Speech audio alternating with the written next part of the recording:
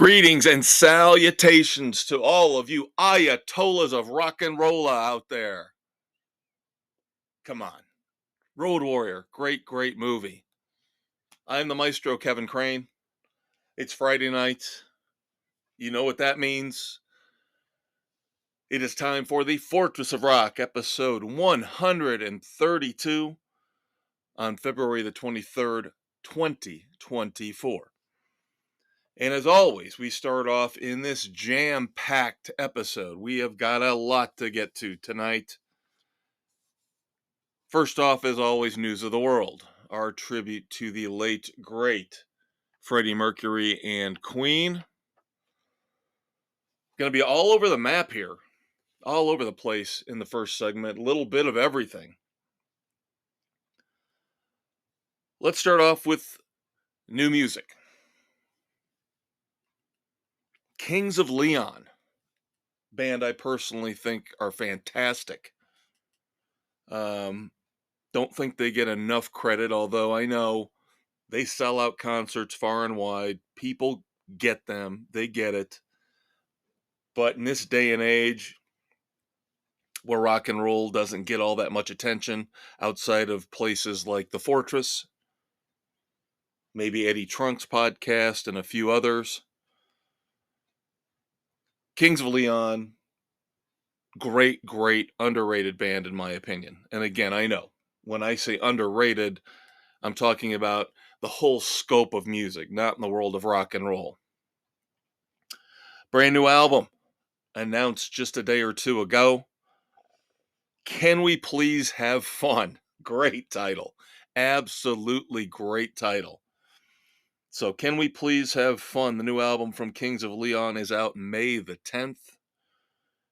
And to go along with that, they have announced a 2024 North American tour. Late summer into the fall. August through October of 2024, 26 dates so far. Now, the one they've got here locally to me, it's a little bit iffy, a little bit questionable. It's an outdoor concert in Chicago at the very end of September. Now, I know the weather patterns have changed a little bit. We're experiencing arguably one of the mildest winters of all time here in the Midwest, while others are getting hammered. But wind off Lake Michigan, because this outdoor performance center that they're going to be playing at in Chicago is right off Lake Michigan. Whew, that could be a little bit chilly. But just great to have Kings of Leon back in the rock and roll fold.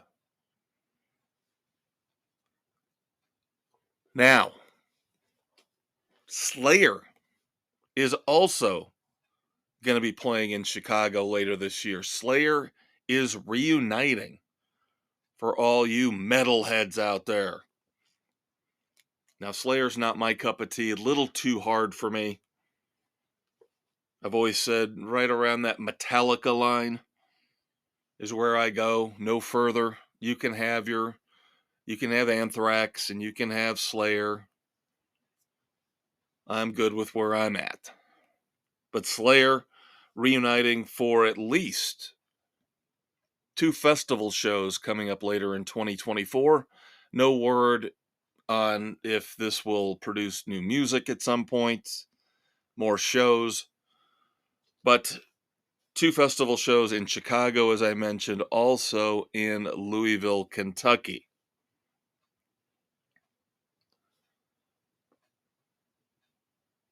Now, we know movies are big right now. Rock and roll movies, I should say. Sorry. Clarify here. Rock and roll movies are big right now. Movies are always hit and miss, big or small. But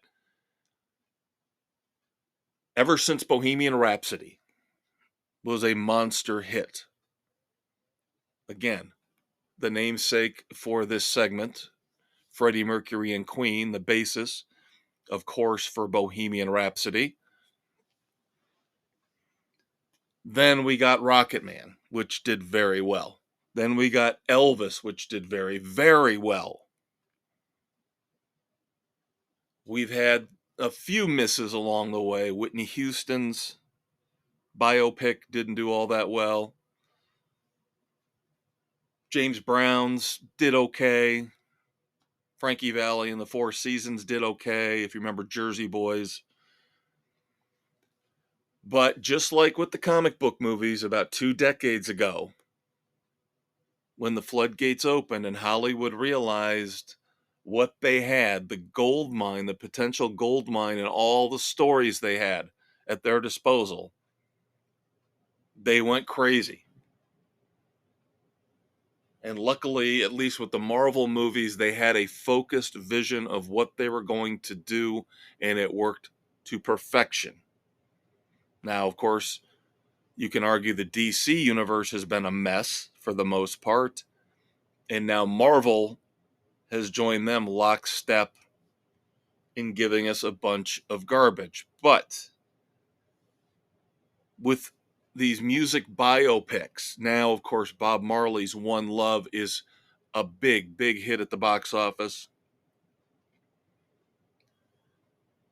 We're hearing about even more musical biopics in development. We know there's an Amy Winehouse movie coming very, very soon.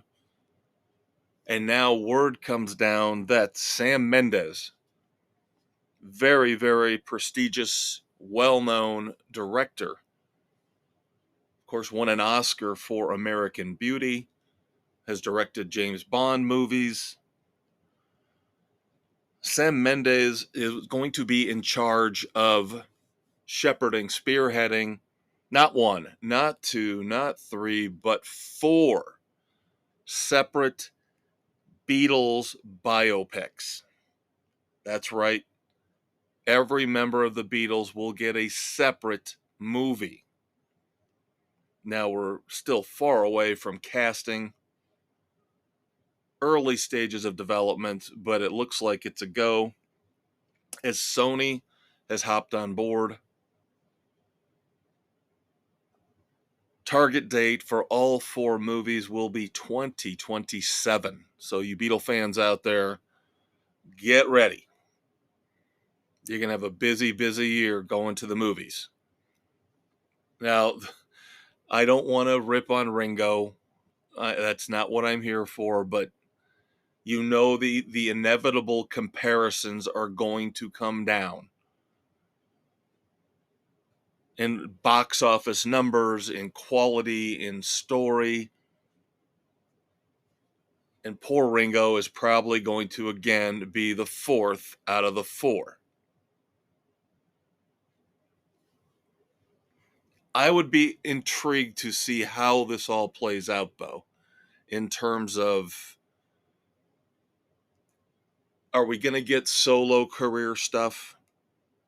Are we going to get not just Beatles, but a focus on things that happened later on in the 70s into the 80s? I mean, obviously, with John Lennon, are we going to talk about him being shot and killed? With Paul McCartney, are we going to talk about Wings? It sounds, from what I've initially read, the initial reports, it sounds like they are going to look a lot into life after the Beatles with these 4 performers. And I think that will make things a lot more interesting for all 4 members, not just the Beatles stuff. So again, mark your calendars for 2027, 4 separate Beatles movies. Kiss is probably sitting there going, hey, we did this with the albums. We were the first ones to do it. Remember when Kiss released 4 solo albums? Just saying. I think 4 movies, a little bit more expensive, a little bit more of a gamble, but still kind of an interesting parallel to be drawn there. On the health front, some bad news. Foreigner's Mick Jones has finally disclosed that he has Parkinson's disease. Now, this is not a new diagnosis from what I understand. This goes back a few years, but he's finally sharing this with people.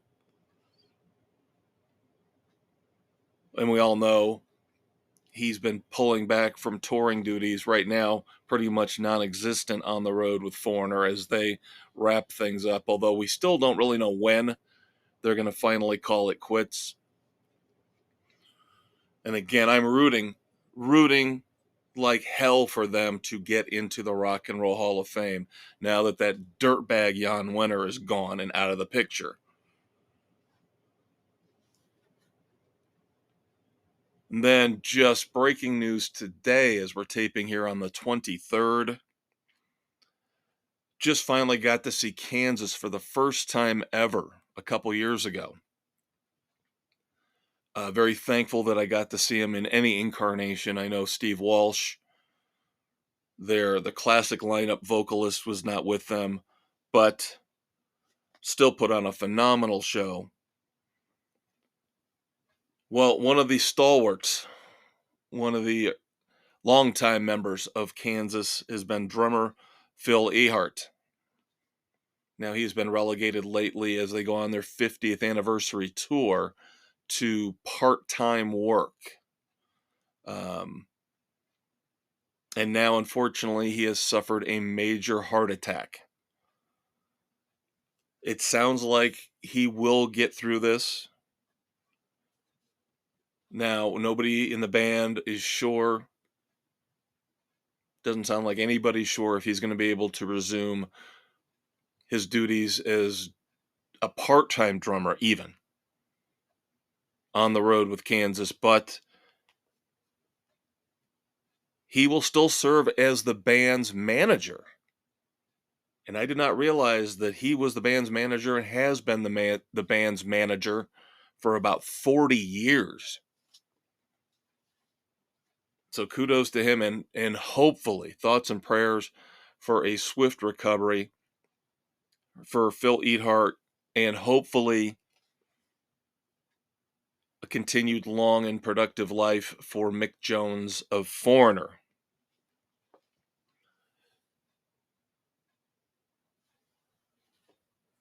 Staying with the medical situation, not as dire though, thank goodness. Just like with Foreigner's Mick Jones, who again was diagnosed years ago with Parkinson's and is finally letting people know about it in the general public. A few weeks back, almost probably a month back, I believe, if not longer, Tommy Lee, drummer for Motley Crue, had successful hand surgery. Because if you've seen the ads, I've seen these ads every once in a while. Of course, pharmaceutical companies, ever since they were allowed to start advertising on television, the floodgates open for them. You see pharmaceutical drug ads every 2 minutes, it seems like. But one you see every once in a while is for something to help against Dupuytren's contracture. And that is where you will get a digit or more on your hand stuck in place. It just freezes up and locks up. Sometimes in very, very uncomfortable positions. And that's what Tommy Lee had. And of course, you can imagine for a drummer in a hard rock band, that's no good. So good to hear that Tommy Lee came out of this with successful surgery on his hand. And of course, he announces it by saying that he actually was able to twirl a drumstick for the first time in a long, long time. So again, great news for Tommy Lee of Motley Crue.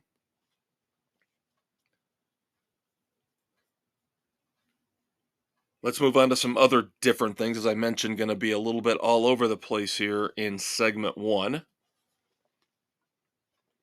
I'm kind of surprised and shocked that, again, we'll get to my main sources for a lot of my stories, but you guys know that I am a Van Halen fanatic. And almost every day I check out the Van Halen news desk to see if they've got any updates on what's going on with the surviving members of the band. Now, Ultimate Classic Rock is probably my main source for a lot of these stories.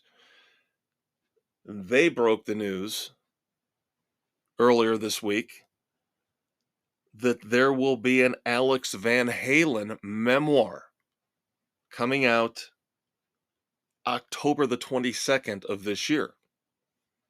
Tentative title is Brothers. I would imagine we're going to see a focus on the life and interaction of Eddie and Alex. I do hope we get a little bit of Alex's insight into the workings of the band Van Halen. But Alex has never struck me, even though he has a very limited exposure to the public, and he keeps it that way. But he's never struck me as a type of person that would put together a salacious tell-all. Let's put it that way. So I would expect more of a thoughtful rumination on the earlier years of the Van Halen brothers and their lives and their parents and the influence that their parents had on them. And of course, emigrating as they did. But the weird thing about the Van Halen news desk part of this is that it's been at least 3 or 4 days since Ultimate Classic Rock broke this story. And the Van Halen news desk has not touched it. And I just wonder why. I wonder if there's something that they're worried about in terms of maybe they're a little bit closer to Alex Van Halen and they don't want to upset him. I don't see how they could, but I just find it very odd that what I would consider the top source for Van Halen news will not touch this story about Alex Van Halen putting out his memoir. But again, from what I can tell, it's an official announcement coming from the publisher. The book will be out October the 22nd. And of course, you know, I will read that immediately upon release, and I will review it for you here on the Fortress of Rock. Now, you guys know, if you've listened to the podcast over the last 2.5 years, ever since I launched it, I am not a big vinyl resurgence guy. Yes, I bought a ton of vinyl. I bought a ton of records when I was younger because that was really the main format. You had 8 tracks, you had records, and you had cassettes. And then the 8 tracks kind of faded away, so it was just cassettes and vinyl. And then, of course, the great and glorious invention known as the CD came along. And I know the snobs out there, the music snobs, poo-poo me when I say this every time. And that's fine. I love the CD format. I love it more than the digital music format. And that's fine. They're going to try to take it away from me. I know, just like they're trying to take away Blu-rays and DVDs. Nobody wants anybody to own anything physical anymore. And it's garbage, but I'm not going to get into it right now and why I think it's garbage. Just suffice it to say that as long as I can, I will continue to purchase physical music in the form of CDs. Now, what I'm getting at, of course, is a great tradition, despite the fact that I don't buy vinyl, a great, great tradition that was started years and years ago was, of course, Record Store Day. I believe they're doing it twice a year now. Um, I think now they've got a second Record Store Day, if not on Black Friday, right around Black Friday.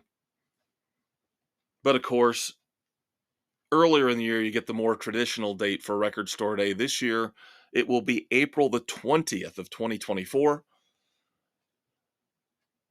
Now, I've gone one time,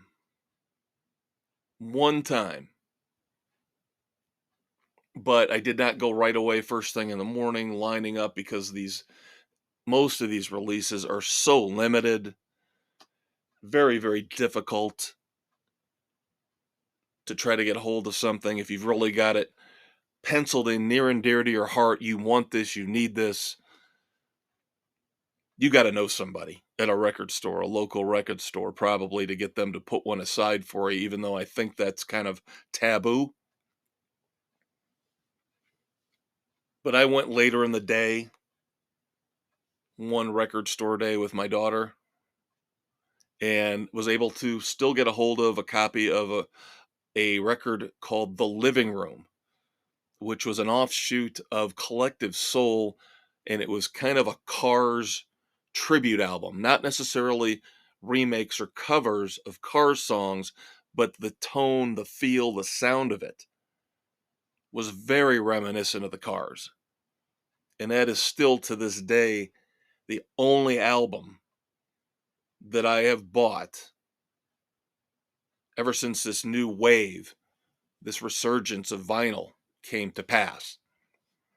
So I have gone to Record Store Day, again, not standing in line at the beginning of the day. I went later, got an album, bought an album. Now this year I looked through the list, not nearly as much as in past years that I would have been interested in. Um, there are some interesting things of varying degrees from The Hives, Motley Crue, the Rolling Stones, U2, and The Who. So check out the Record Store Day website, and you can find pages upon pages, downloadable PDF of everything that's coming out on Record Store Day. But again, quantities are usually very limited. Again, I appreciate the sentiment of what they're trying to do with Record Store Day, but just isn't worth it to me. All right. We've had some good positive stuff here in News of the World, so let's go ahead here at the end of segment 1 and get to the negative.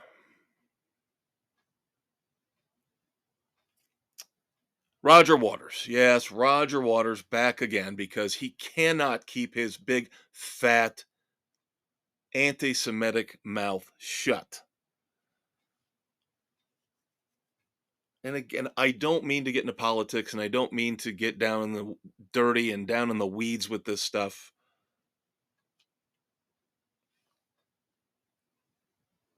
I'm very torn about hatred in America. Why would I be torn about it? Because I think there are certain factions, certain powers that be, that try to divide us by forcing us into all these different equality issues, and you should feel guilty about stuff that happened over 150 years ago, even though it's not this generation's fault or the past generation. And you talk of systemic issues and the patriarchy, and it's just we are being driven further and further apart under the fake false flag of diversity, equity, and inclusion. Now, why do I bring that up with Roger Waters? Because, of course, we know if you look at his behavior and you look at the things he's done in concert, the things that he's said in interviews, he is anti Semitic. So if we're trying to get rid of all hate, why do we allow Roger Waters to have a platform? Well, because he gets to express his views. Then what you're telling me is you're not trying to erase hate. You're actually fostering hate. That's why I'm saying if they're going to let Roger Waters do it, why can't we all? And I will say, I hate Roger Waters. How about that? Now, somebody Roger Waters does not like is Bono. Roger Waters did not like a recent moment at a YouTube show where Bono paid tribute to the victims of a Hamas attack at the Supernova Music Festival. One of the situations, one of the events, the incidents that really started this latest Middle Eastern war between Palestine and Israel. Roger Waters called Bono, and I know I don't like to curse on this show, but this is a direct quote from him, so blame him. Roger Waters called Bono an enormous shit for his quote unquote disgusting tribute to those music festival victims. Now, I don't pretend to be a political science genius, and I'm sure there are nuances and there are things involving Palestine and Israel. Of course, we know this has been going on for decades upon decades upon decades upon decades. But again, if we're going to pretend to get rid of all hate, we want to get rid of all hate. We just want peace, love, and understanding. Why do we continue to give Roger Waters a platform for his hatred? So again, I'm going to go ahead and hate all I want on anybody and everybody. I tend to think of myself as an equal opportunity hater. I prefer to think of myself as hating ignorance and stupidity. And I don't care if you're white, black, Hispanic, lesbian, straight, gay, whatever. If you're an idiot, I hate you. How about that? There we go. Aerosmith's Steven Tyler, one of the two sexual assault lawsuits he's been facing from way, way back in the earlier days of Aerosmith. One of those two has been dismissed. This one involving a 1975 incident. The other one is still pending. But the judge ruled how he did not see that there was any immediate danger of physical harm to the victim. Ugh, boy, okay. There is a chance that the victim could still refile under a different provision or a different statute, I believe I read. So we'll see. We'll see if Steven Tyler dodged the figurative bullet here, at least in one of these two lawsuits. And then finally, we have one moment of silence this week. Solid rock and roll band, Helix. Helix lost their drummer this past week. Greg Fritz Hines left us this week, so hopefully he's up there banging on the skins up in rock and roll heaven, where we all aspire to get to someday, because we're all going to die. So live your life to the fullest. Love the one you're with. Hate the idiots like I do. That's it for segment one. Still toying with going nonstop, going back and forth on that. I'm going to go this week with an official break. So breakdown segment two coming up in about 1 minute here on the Fortress of Rock. Thank you so much for tuning in to the Fortress of Rock podcast with me, the Maestro, Kevin Crane. Of course, that was segment 1, The News of the World, our tribute to Freddie Mercury and Queen, where we look back at the past week in rock and roll and all the news and all the controversies that you deserve to know about. Next up is the heart of the show, the meat and potatoes breakdown, where we are going to review all the new songs, all the new albums, all the new concert tours, the shows that I've seen personally. Stay tuned for that. Of course, we're now available on Spotify, Anchor, Apple, Stitcher, Castbox, Google, Pocket Cast, and Radio Public, wherever you listen to your favorite podcasts. Hang out, kids. We'll be right back. Hey, everybody, welcome back to the Fortress of Rock here, episode 132, taping on February the 23rd, 2024. I am your humble and gracious host, the Maestro, Kevin Crane. Segment 2, of course, is Breakdown, our tribute to Tom Petty and the Heartbreakers, the best new music out there right now. We sit down, we review it together. I will tell you what I think. Check it out if you want. I will try to get you to steer clear of the stuff that is not worth your time. Now, of course, I've mentioned this over the last week or so, kind of alluded to it at the end of segment 1. Still working on some possible format changes, nothing major. You're still going to get the 4 segments that you have gotten since day 1 here on the Fortress. When I set the podcast up, I initially wanted to break between 1 and 2, 2 and 3, and 3 and 4. I wanted to put music in. But again, that would have limited us to just Spotify as the only place you could find us. I did not want to do that. So after the first episode, I ditched that idea. But I still liked having the segments separated some way, somehow, in some form. So I did generic promos of about a minute each. So we would separate the 4 segments. And they were also kind of like placeholders for potential advertising. So I've been toying around with just going with a nonstop format. I don't really like it all that much for the Fortress of Rock. In other podcasts I've worked on or am currently on, it works better as just a straight nonstop format. The breaks happen, but you don't know they happen.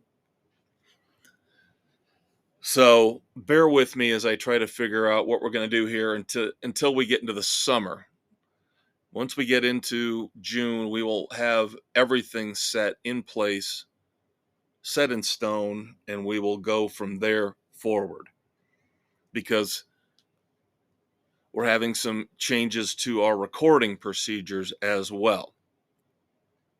But again, very, very, very minimal impact to you guys out there in podcast land. And as always, thanks for bearing with me as I deal with these technical, not difficulties, but the world is always changing.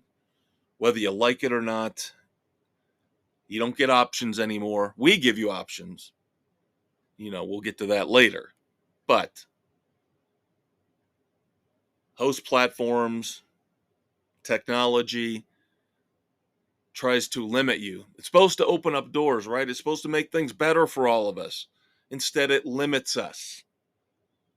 I mentioned in the first segment when it comes to the formats of music and how they're trying to pull back physical music in all its forms. Oh, except for vinyl now. Vinyl, for some reason, is the cherished golden child again. They don't want us to own anything physical, so you have to rely on these tech conglomerates, these tech giants, to not take away the digital rights to your music. Remember that mess when you were first allowed to buy digital music, MP3s? and you had to buy the digital rights, kind of like it was a little separate download that came with the song. And if you did not have that and tried to play the song, it wouldn't play. And then, of course, things loosened up. Much more streamlined now. But again, I still don't like this trend towards non-ownership of your music, your movies, Blu-rays, DVDs, CDs. Don't like it. All right, our featured album review this week. The new album from Blackberry Smoke. Good old Southern rock and roll. Be Right Here is the name of the album. 10 songs. And of course, we will go through the entire album track by track. Now, we have reviewed 4 of these songs already. So keep that in mind. We've already pretty much gone through almost half the album. And that would include the first 2 songs. Lead-off track was the first single off of Be Right Here. That would be Dig a Hole. Now, I like Dig a Hole. I think it's a cool song. I find it a little bit underwhelming as a lead-off track, even more so as the first single. But still, it's solid. I'm not trying to disparage it. We've seen this, you can go all the way back, all through time, all through the 90s, 80s, 70s, where sometimes a band or the people who manage the band or the people who run the record label make a mistake and put out the wrong song as the first single, or not even the wrong song, but just not the strongest track, or even the one of the top 2 or 3 songs as the first single. And I think that's kind of the case here, at least for me. Dig a Hole is very good, but it's not one of the top 2 or 3 songs on the album. Now, you go to track 2, you get the best song on the album. Hammer and the Nail. And again, we've reviewed this in the past. Hammer and the Nail. Now, let's say this about Blackberry Smoke.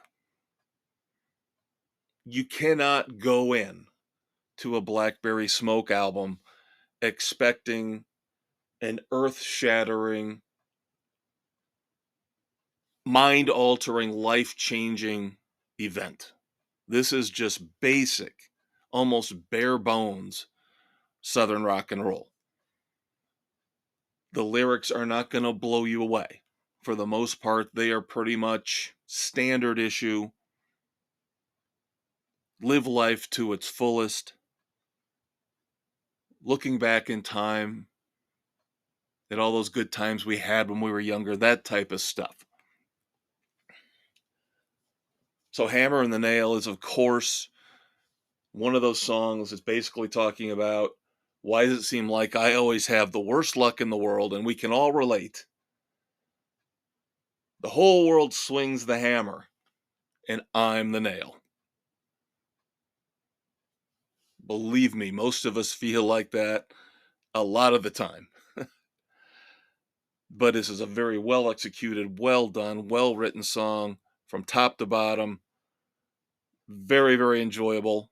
And again, the strongest track on Be Right Here is track 2, Hammer and the Nail. Then, as I mentioned, we get our standard run-of-the-mill Southern rock songs, the next 2 especially, Like It Was Yesterday is one of those basic songs about reminiscing about time gone by, years past. And that's fine. Nothing wrong with that. And I will say this, except for one song on Be Right Here. None of the songs are bad, but that doesn't mean they're great either. And Like It Was Yesterday is a perfect example of that. Your basic song about reminiscing, got some good slide guitar and some dual guitar in there, but it's just okay. And you can say the same thing about track 4, Be So Lucky. Now, the guitar works a little different here, almost like a distorted sound for the guitars on Be So Lucky, but unfortunately, it's just kind of dull. It's not bad, but just a little dull. Then track 5 is Azalea, which we actually just reviewed here recently. That was the 4th single. And I like Azalea. It's very pretty, kind of a wistful song. Again, not breaking the mold, not doing anything really different from a standard Southern rock format. It's all in the execution. Is the execution a little bit sharper, a little bit crisper, a little bit tighter that might set a song apart versus the others? And Azalea, to me, is that. For what it's supposed to do, it's just a little bit better. Then we kind of take another backslide with track 6, Don't Mind If I Do. We had our standard reminiscing song in track 3, Like It Was Yesterday. Now track 6, Don't Mind If I Do, is your basic live life to its fullest anthem. And again, nothing wrong with that, but there's nothing here that stands out. And then the next two songs, we get some, I won't say blatant influences coming into play, but boy, these two songs sure sound a lot like a couple of very, very important, legendary Southern rock performers. Track 7, What You Know Good, really, to me, harkens back to Tom Petty. The slide guitar in What You Know Good sounds eerily like Mike Campbell. And I say this all in a very, very good way, a positive way. What You Know Good is a great, great song. Nothing wrong with wearing your influences on your sleeve. If you're going to do it right, nothing wrong with it at all. And that also applies to track 8, Other Side of the Light. And immediately, once the song starts in over the first 10 to 15 seconds, to me, it sounds like an Allman Brothers song. Now you've got more slide guitar in here. You've got more dual guitars. Again, to me, it sounds like an Allman Brothers song. Sounds to me like Greg Allman and the boys would have been right at home doing this song. And of course, all the songs are co-written by lead singer and guitarist Charlie Starr. I do want to mention here, I know we're almost done with the review, but I do want to mention at this point that Charlie Starr, again, he co-writes all the songs, which isn't unusual for the vocalist to, be a co-writer. Usually the lyricist likes to write the words that he or she is going to sing. But I do find it odd that none of the other members of Blackberry Smoke contribute to the songwriting. I just find that really odd. Other people that come in and co-write songs with Starr, not members of the band. I'm not saying it's the first time I've ever seen it, but I just have always found that a little odd. All right, now back to the review. Track 9 is Little Bit Crazy. Of course, that was the 4th song here in this sequence that we have reviewed in the past. It was actually the 2nd single the second release from Be Right Here. And it's cool. It's got some nice, strong harmonies at the beginning with Charlie Starr and a couple female background singers. Again, though, no, it's well executed and well done. I will say one more time, it comes to the point where you've got to differentiate between the songs that are lazy or just resting on their laurels and the songs that tighten things up a bit, do things just a little bit better, a little bit differently. And this is one of the better songs in that regard. Then, unfortunately, finally, track 10 is Barefoot Angel. Barefoot Angel is easily the weakest track on the album, and I don't like that. I don't like the fact they close out the album with a clunker. This one just does nothing for me. This is absolutely, completely blah, generic stuff. So, where does that put me with Blackberry Smoke's Be Right Here? I will give it a mild, moderate recommendation. There is nothing wrong with this album. It has many, many strong moments, a lot of mediocre moments, only one truly weak moment. I don't think it's a waste of your time to give this album a shot, especially if you like Southern rock. I think you'll appreciate it. Could be one of those albums, like it will be for me, that you play in the background. You don't necessarily feel that gravitational pull to it like you do with your all-time favorite albums.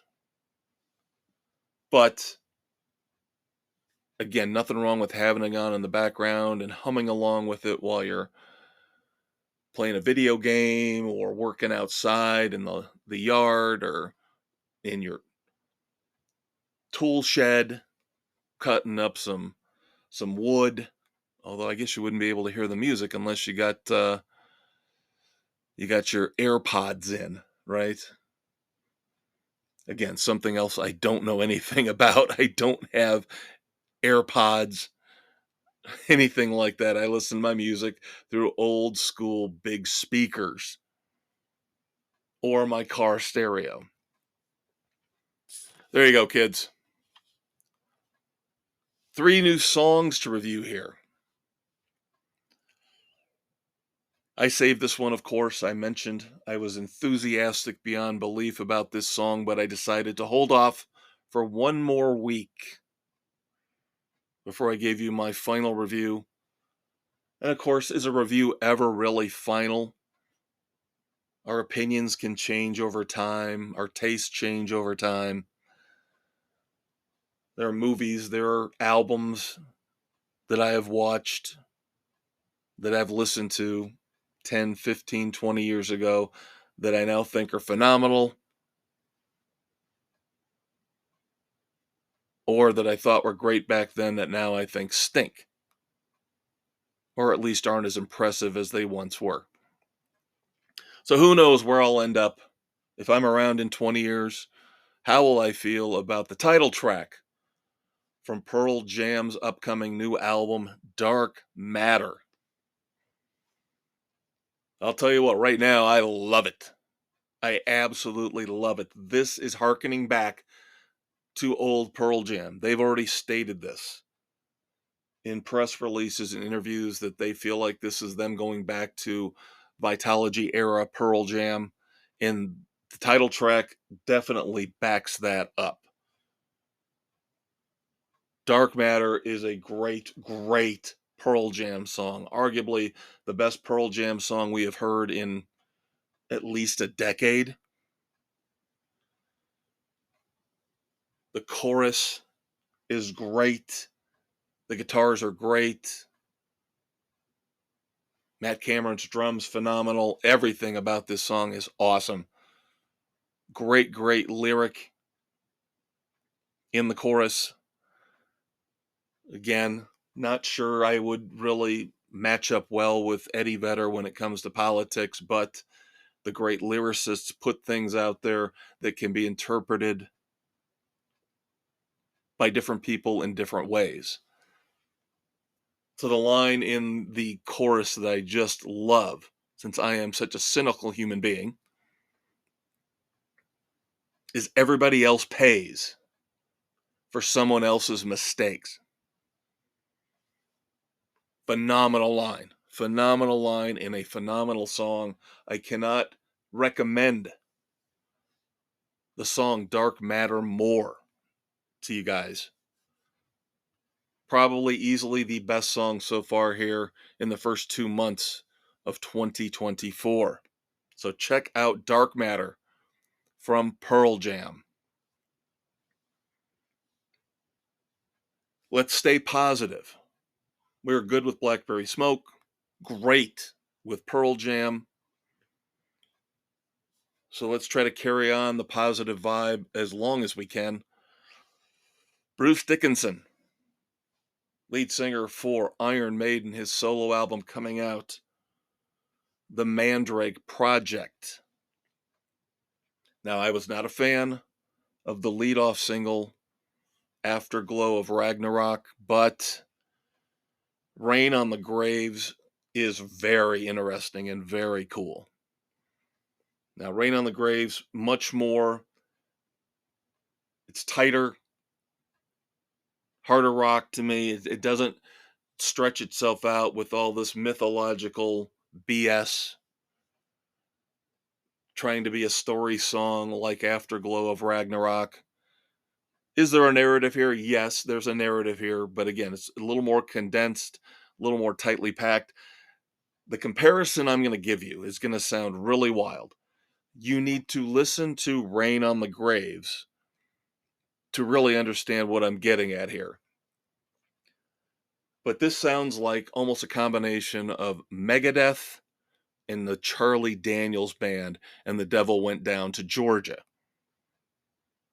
I know you're thinking, what? What are you talking about, Maestro? Trust me. Think of Peace Sells from Megadeth and think of The Devil Went Down to Georgia by the Charlie Daniels Band when you're listening to Rain on the Graves by Bruce Dickinson. And that in and of itself should be intriguing enough to get you to listen to it. It is a great song, much, much better than Afterglow of Ragnarok. Oh boy, now unfortunately, we're going to have to close things out here in segment 2 on a low, low, low note. Bass note, baritone, terrible low note. One of the worst, and in that vein, most depressing songs, because it's so bad, that I have heard in a long, long time from a major legendary act. Blue Oyster Cult. So Supernatural, the lead-off single from what they are calling their final album, Ghost Stories. And I was kind of looking forward to this. Now, I'm not claiming to be a huge BOC fanatic, but we all know they've got half a dozen great, great classic rock songs that most of us love. Burning for You, Godzilla, Don't Fear the Reaper, Shooting Shark. So I was kind of hoping that at least the first couple songs from Ghost Stories would be good. But if So Supernatural is the best that this album has got to offer, I would say stay far, far, far away when it comes out. Don't even listen to it. Now, I might take the bullet for you. I might give it a spin, even though I hate, yes, I told you in segment 1, I'm not holding back anymore. I hate So Supernatural. I don't know which member, I did not have time to look, which member of BOC is singing So Supernatural. but I could find you on a boozy, smoke-filled bar Saturday night in the smallest town in Iowa or Arkansas or North Dakota. I could find a third-rate bar band singer who could have done a better job than the vocals here on So Supernatural. I mean, this is embarrassingly bad. Embarrassingly bad. Somebody needed to check these guys and say, this isn't going to work, guys. Maybe we should just call it now, because this is not going to do anything except tarnish the legacy of Blue Oyster Cult. And that's really what it does. It's embarrassingly bad. There is a slight, itsy bitsy, teensy weensy, decent hook in there somewhere, maybe. But the song is musically dull. The vocals, again, are abysmal and embarrassing. Stay away. This is your last and final warning. Fair warning. Stay away from So Supernatural by Blue Oyster Cult. And I hate saying that. I really, really hate saying that. Because, again, I was looking forward to this. All right. Halfway home here on the Fortress of Rock on Friday night, February the 23rd, 2024. You know what we've got left? We have got I Want to Go Back, and we have got Wrap It Up. So right now, Doc Brown heading out to the garage, firing up the rock and roll DeLorean. We got plenty to discuss, plenty to look back at when it comes to anniversaries of classic album releases, birthdays, moments in rock and roll history. So you do not want to miss the second half of the Fortress of Rock. Another 60-second break, and the Maestro will be right back with you. All right, now that we've looked at the current state of music in our breakdown segment, it is time to climb into the DeLorean and travel back in time to look back at moments in rock and roll history, birthdays, deaths, anniversaries of song and album releases. It is time for I Want to Go Back, our tribute to Eddie Money.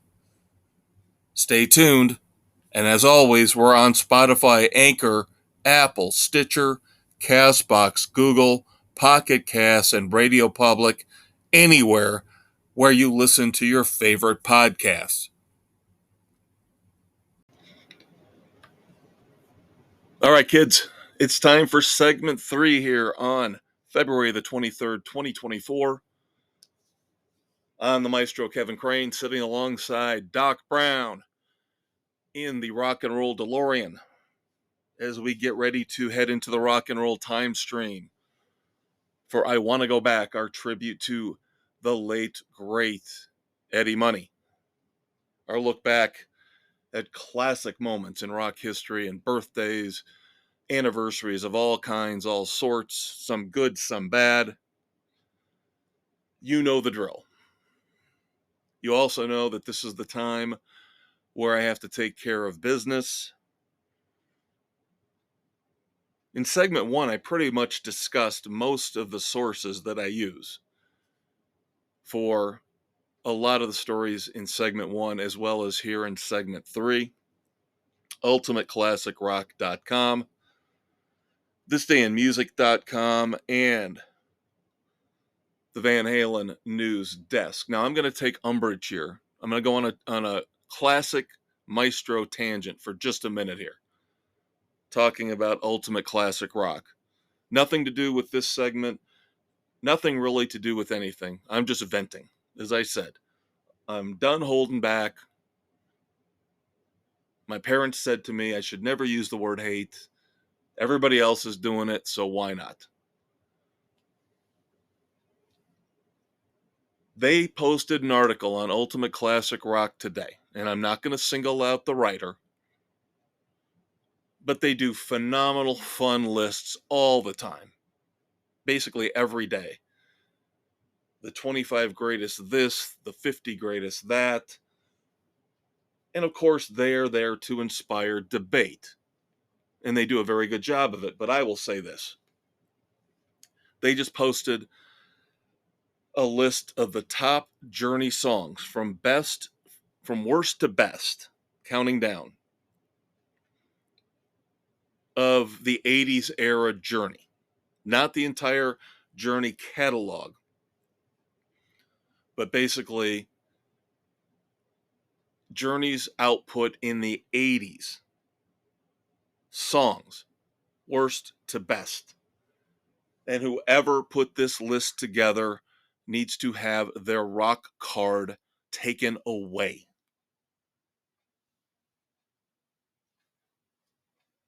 Because they basically disparage Escape, which, in my opinion, is by far and away Journey's best album, especially of the 80s. But for the low ranking, they gave two songs on Escape: Mother, Father, and the title track. Putting most of the garbage from Raised on Radio ahead of those two songs is an absolute travesty. And again, whoever wrote this, I know again they're trying to just poke the bear. They're trying to get people like me upset and involved and get me to talk about it. So in that sense, it worked beautifully. But the person who wrote this list, this countdown, should have their rock and roll card revoked. It's an awful, pathetic, terrible list. Tangent over. And then, of course, we've talked about some of the tweaks and the minor changes we're working through here with our host platform, Spotify. But of course, you can find us in many other places. Nothing wrong with Spotify. If you like to listen to the Fortress of Rock through Spotify, we have had a great relationship with them for years. Keep going with it. But you can also check out the Fortress on Google, Radio Public until the end of March, Pocket Cast, Apple, iHeartRadio, Overcast, Amazon Music, Castbox, and Audible. And of course, do not forget to check out the Facebook page. Yes, it is Friday night, so this weekend's Weekend Rock project is already up and running. Spring training in baseball just started here within the last day or two.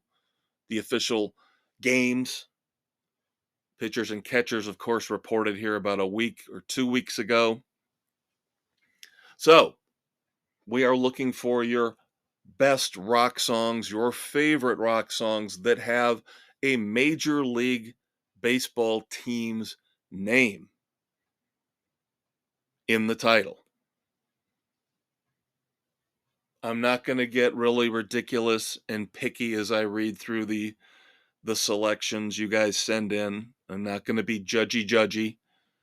So if you want to pick the cities, I guess I'll let that slide. But in the true spirit of what we're trying to do, we want, if you could find a song with the word Cub in the title, that one's going to be hard. But you got 29 other teams. And I already put my first two out there, and I think they're phenomenal picks. And I know for a fact there is 15, 20 more easy ones out there to grab. So have at it with your weekend rock project. And then, of course, this Sunday will be New Music Sunday, where we post a video, a new song for you to check out. Might be one we just reviewed in Breakdown, might be one we're going to talk about in Wrap It Up.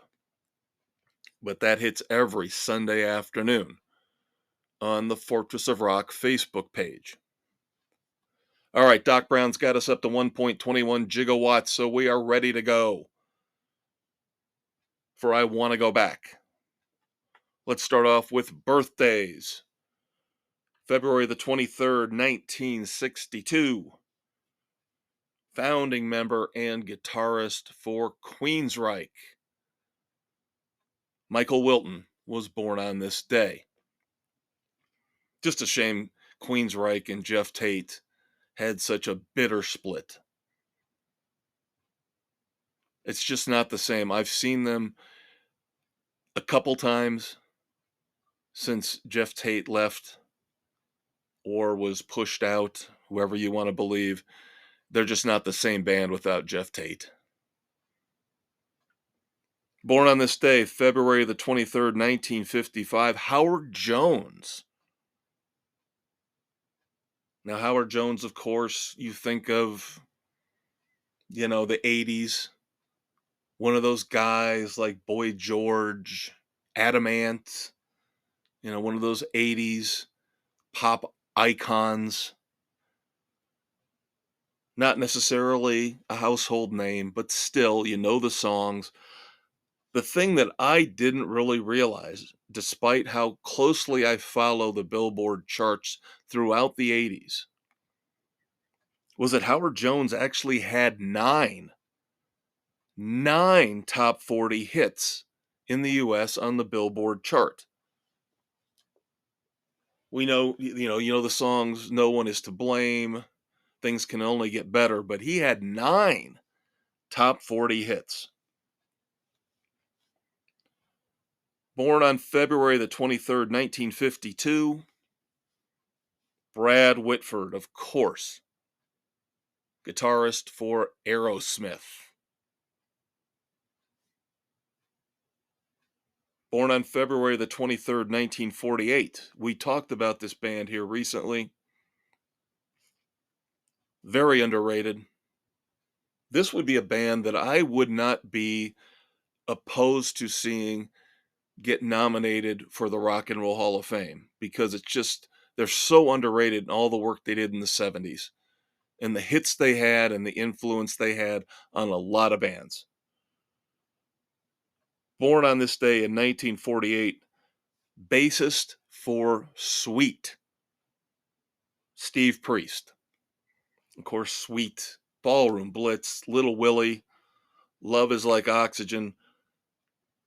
Very, very underrated and influential band. Another band that really was influential, but again, flies under the radar.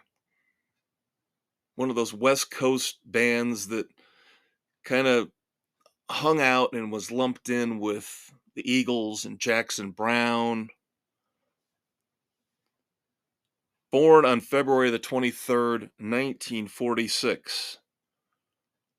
Rusty Young of Poco. Now, of course, the one song that jumps into my brain with Poco is Crazy Love. And Rusty Young, I believe, wrote and sang that song. And it was the number one song of the year when it came out. Not on the pop charts, but on the adult contemporary charts. That's still a pretty big achievement. And then finally, for birthdays, February the 23rd, 1944, legendary guitarist Johnny Winter was born. All right, moving on to anniversaries. February the 23rd, 2010. Another one like we talked about with Sweet in the birthdays. We recently talked about 2 months ago about the Abbey Road crossing and how that became the UK equivalent of a landmark status location. Well, on this day, February the 23rd, 2010, Abbey Road Studios became a listed building, which again is landmark status. As I mentioned, the crossing, the iconic album cover, popular tourist attraction, the crossing became, again, the UK version of a landmark on December the 22nd, 2010.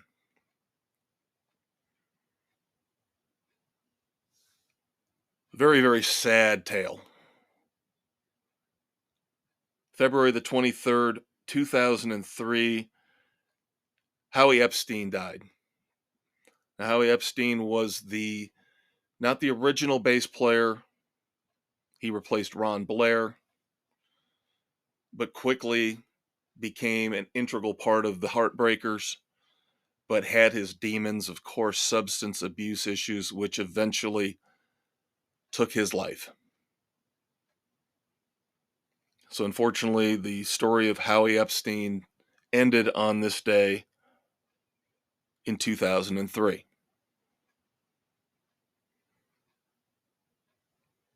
February the 23rd, 2002, the Bee Gees make their final concert appearance in Miami Beach, Florida. And again, we were talking earlier about rock and roll biopics, right? And here we recently mentioned, last week actually, that there are rumors that Ridley Scott, now Sam Mendes, very respected director, doing those 4 Beatles movies. Ridley Scott, again, very well respected director, another Oscar winning director. Remember Gladiator? Who doesn't? He's doing that Bee Gees movie. So today in 2002 was the final Bee Gees concert. February the 23rd, 1995. Melvin Franklin of the Temptations dies. February the 23rd, 1968. Genesis release their debut single, The Silent Sun. And again, every time I think about Genesis, it just boggles my mind to think that they got their start back in the 60s. I never think of them as being that old of a band.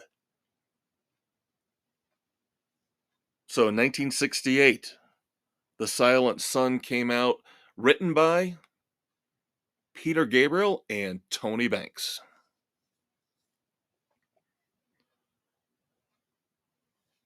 Can't really go through any week in the history of rock and roll without having something about the Beatles. On this day, February the 23rd, 1965, the movie Help began filming in the Bahamas. And then finally, for our anniversaries, February the 23rd, 1940, Woody Guthrie writes the lyrics for the iconic song, This Land Is Your Land. So there you have it, peeps. Segment 3 is done. I want to go back. Finished up for another 7 days. Doc Brown pulling the rock and roll DeLorean into the garage here at the Fortress of Rock, pulling up the drawbridge over the moat. But that's all right. We're not done yet. You know that is not the end of things here, because we have got one final segment left. We just finished up looking at the past. Now it's time to look forward to the future. One last quick break, and Wrap It Up is on the other side, and I'll be right back. Well, we hope you enjoyed our trip back in time, looking back at the anniversaries, the classic moments in rock and roll history. But of course, the DeLorean works both ways. So now we have to move forward. The last segment here, as always, on the Fortress of Rock with me, the Maestro Kevin Crane. Spotify, Anchor, Apple, Stitcher, Castbox, Google, Pocket Casts, Radio Public, wherever you listen to your favorite podcasts. It's all about the future. What's coming out here in the next month or two? What songs? What albums? What concert tours? That's why we call it Wrap It Up. Thanks to the fabulous Thunderbirds. Thanks to you for hanging out. Here comes our final segment. All right, everybody, welcome back to the Fortress of Rock, episode 132 here on February the 23rd, 2024. I am the Maestro, Kevin Crane. You are who you are. We just got done looking back at the past, rock and roll history. Now let's look forward. Let's crystal ball it, as the kids might say. It is time for Wrap It Up, our tribute to the fabulous Thunderbirds, where we look ahead to albums, new songs, concerts that we're going to be reviewing in the coming weeks and months here on the Fortress of Rock. But first, a new segment we added at the beginning of 2024. As you guys know, I am a huge fan, or was a huge fan, of Casey Kasem and America's Top 40. Every Sunday morning I listened to it growing up. My little clock radio with a cassette player sitting next to my bed. I believe it ran 10 to 2 every Sunday, if I'm not mistaken, here locally where I am. But then, of course, later on, I still like to read the Billboard charts back when they actually mattered. And they haven't mattered for about 25 years, if not longer. But I used to go read the Billboard charts, the Hot 100, the top 200 albums, the rock charts, all the ones that were relevant and that mattered. So now we're doing the Fortress of Rock, top album of the week and top songs of the week. Most likely going to be something that we either discussed in breakdown this week or last week or next week. Because again, new, current, recent stuff is going to be at the top of our charts. So no shock here that the number one album this week on the Fortress of Rock is Blackberry Smoke's Be Right Here. Again, solid album. Check it out. Now our top songs, and I always cheat here. I give you a couple songs. Pearl Jam's Dark Matter. Love, love, love that song so much. Second week, in fact, it has been at the top of our list of the best songs here on the Fortress of Rock. And then sharing that honor with Pearl Jam is Scott Stapp. Reviewed the song last week. Love this song. Driving hard rock song. Actually, 2 weeks ago. I'm sorry. I reviewed it 2 weeks ago. My bad. My bad. Dead Man's Trigger from the Creed lead singer Scott Stapp. And again, I'm very surprised at how much I like his solo work off his new album coming up, Higher Power. So next week on the Fortress of Rock, and again, we're done with the lulls, we're done with the breaks, we're done with the scrambling, trying to find an album to review on off weeks. There will not be an off week for the foreseeable future when it comes to new albums. Next week, brand new album from Honeymoon Suite. The album is alive. I find it disheartening, by the way. Again, this has been kind of a recurring theme, a thread tying through this entire episode. I pre-ordered this CD on Amazon. It's been officially released. It's been out for a week.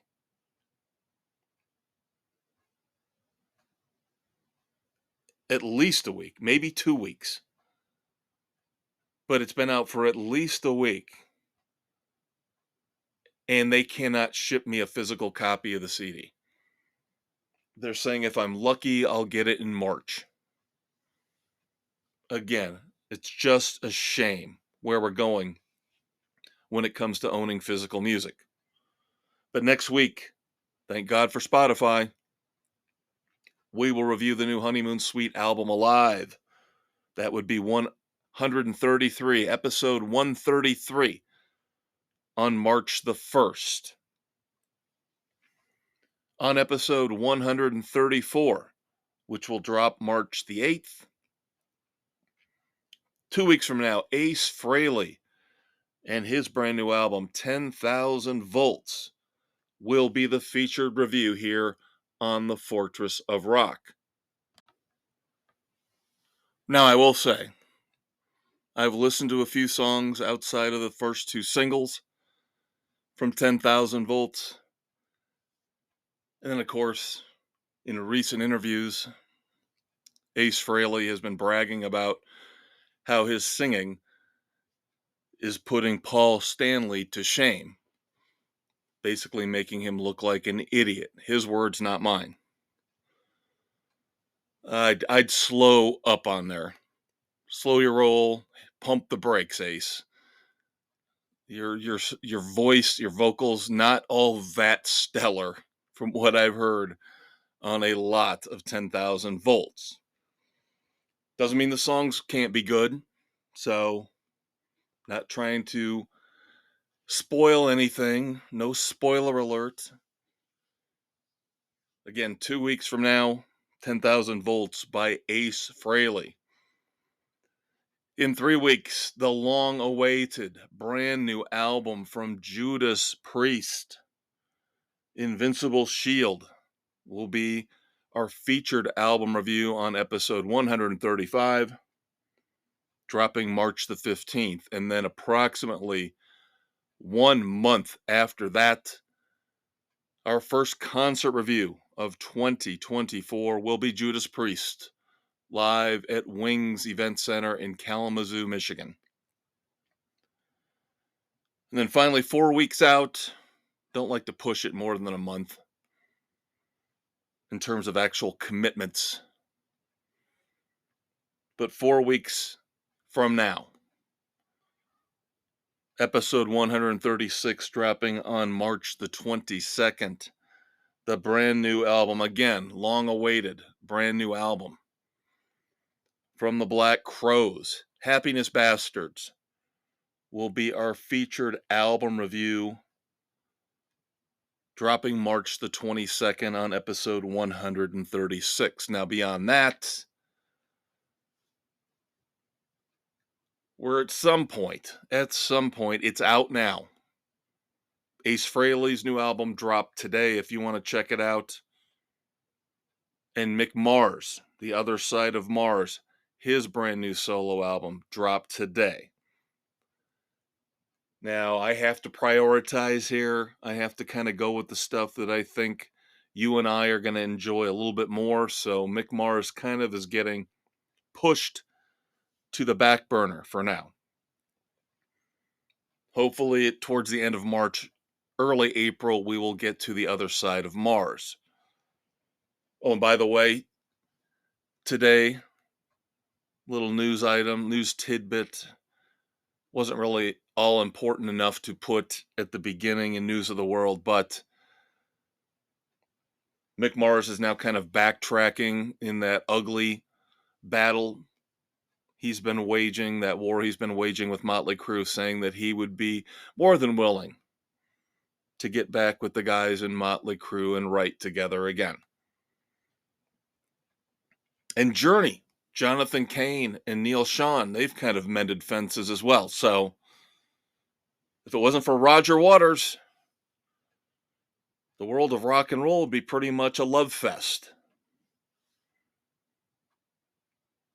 Of course, we just mentioned Scott Stapp, his new album, Higher Power.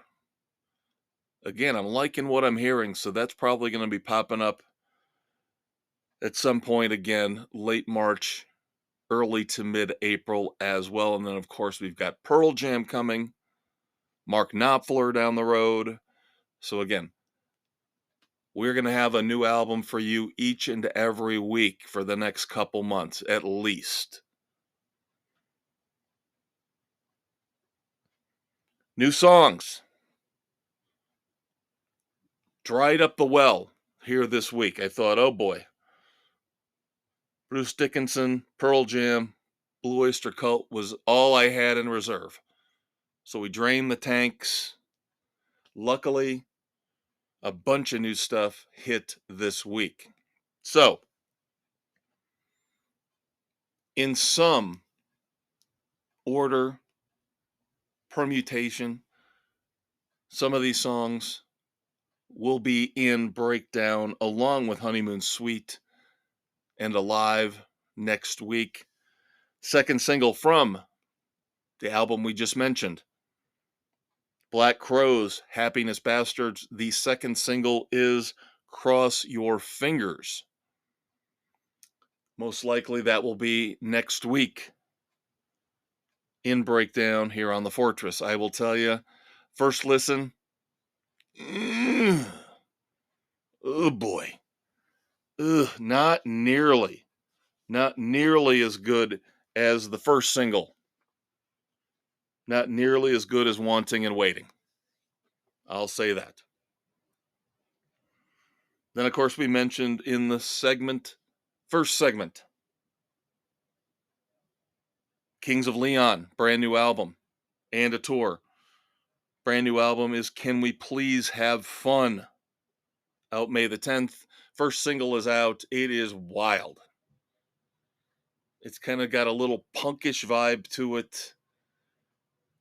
If you've listened to Kings of Leon, you know they can go a little bit askew, a little bit off the beaten path, and that's why I think makes them great. First single from Can We Please Have Fun is Mustang. And that will be coming up in the next week or two here on the Fortress of Rock. I'm debating whether or not to review this one next week or not because we're going to be doing the album on March the 15th. Another single from Judas Priest, An Invincible Shield. And this one is, again, initial listen, very impressed. I've been kind of hit and miss with what I've heard so far from Invincible Shield, but this one is a hit. This sounds like old Judas Priest. The Serpent and the King. Now, if I don't get to it next week, I'm not going to review it. I'm just going to wait and do the full album. So that's why next week you're either going to get The Serpent and the King or you're just going to get it folded into the full album review in 3 weeks. Now, we mentioned Mick Mars. Again, this benefits him. Where it hurts Judas Priest, since we know we're going to review Invincible Shield the first week it's out. After the first week of release, we will be listening to it and reviewing it for you. But since we're pushing Mick Mars back, we've got another new song from Mick Mars. Of course, the whole album is out right now. But we've got a new song called Killing Breed. So we'll see if we're going to review that from Mick Mars. Again, kind of the same, kind of different situation with Judas Priest. So, again, because we're pushing Mick Mars back at least into late March or early April, we might go ahead and review Killing Breed from Mick Mars. And then finally, when it comes to new stuff we're going to be reviewing here in the next few weeks, we knew it was coming, but thank goodness we've got it. Second single from Mark Knopfler. His upcoming album is One Deep River, out April the 12th. You can throw that one in, of course, with all the other albums we've got sitting there in the bullpen waiting to make their appearance in Breakdown in the coming months. So Mark Knopfler's One Deep River. Second single is Watch Me Gone. Listened to it once, kind of previewed it just like I've previewed all of these songs here we're talking about and wrap it up. Not quite as good as the first single, Ahead of the Game, but still very solid. So I'm encouraged by what I'm hearing from Mark Knopfler in this upcoming album, One Deep River. His solo stuff, I have all of it, because I am a huge Dire Straits fan. Mark Knopfler is one of my top 3 guitarists of all time, but he does have a tendency on his own without that band dynamic. Even though he was, of course, far and away the leader of Dire Straits, the band dynamic still reins the ego in a little bit. And he has a tendency to go off and wander and meander and kind of put you to sleep on some of his solo material, but so far so good with his latest. So Watch Me Gone, coming up in the next week or two here on the Fortress of Rock. And that is going to do it. Episode 132 is done. Fini. Over. I'm the Maestro, Kevin Crane, of course. For the last time tonight, you are who you are. Always appreciate you having my back. We're rock soldiers, as Ace Frehley once sang. Again, I know I kind of ripped on his vocals, but still a cool song. We're all rock soldiers. We got to look out for each other. I know. I kind of went overboard with the hate stuff earlier. I hope you get where I'm coming from with that. I'm not a hippie, but at the same time, I do realize it would be wonderful and it would be great and it would be perfect. It would be Eden if we would all love each other, respect each other, no hate, no racism. But that's not the way the world works. So sometimes, as Kansas, who we talked about earlier, once sang, you have to fight fire with fire. That's kind of what I was getting at using my rock and roll analogies. But I know you guys are cool. I know you get it. Don't let anybody walk all over you. Don't let anybody shout you down and denigrate what you believe in. You know what opinions are like, and everybody's got one. That doesn't mean it's right, doesn't mean it's wrong. Unless it can be proven scientifically through data, through research, through mathematics, that you are wrong factually on something, an opinion is neither right nor wrong. It is your opinion. You have whatever opinion you want to have, whether it's about the music or anything else in this world. I just give you my opinion each and every week. Take it for what it's worth. And of course, we still got a few long and cold winter nights ahead. So huddle up, love the one you're with, and I'll be back in 7 days for episode 133 here on The Fortress. I am the Maestro. Peace out.